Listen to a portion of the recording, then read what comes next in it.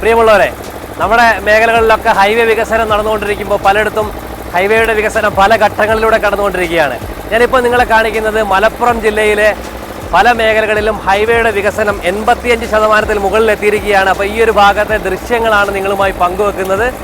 ഇവിടെയൊക്കെ ഏകദേശം നമ്മുടെ പാലങ്ങളാണെങ്കിലും റോഡുകളാണെങ്കിലും ഒക്കെ അത്യാവശ്യം 50% മുകളിലേക്ക് എത്തിയിരിക്കുന്ന കാഴ്ചയാണ്.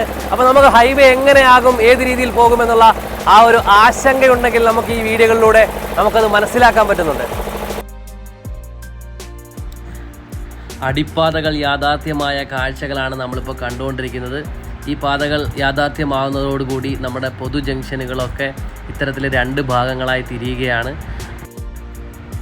അടിപ്പാതകൾ മാത്രമല്ല, അടിപ്പാതകൾക്ക് മുകളിലൂടെയുള്ള റോഡുകളും പണിതീർന്ന ഒരു സാഹചര്യമാണ് ഇപ്പോൾ നിങ്ങൾ കണ്ടുകൊണ്ടിരിക്കുന്നത്. ഈ രീതിയിലൊക്കെയാണ് നമ്മുടെ നാടുകളിലും റോഡുകളുടെ വികസനം വന്നുകൊണ്ടിരിക്കുമ്പോൾ മാറ്റങ്ങൾ ഉണ്ടാകാൻ പോകുന്നത്.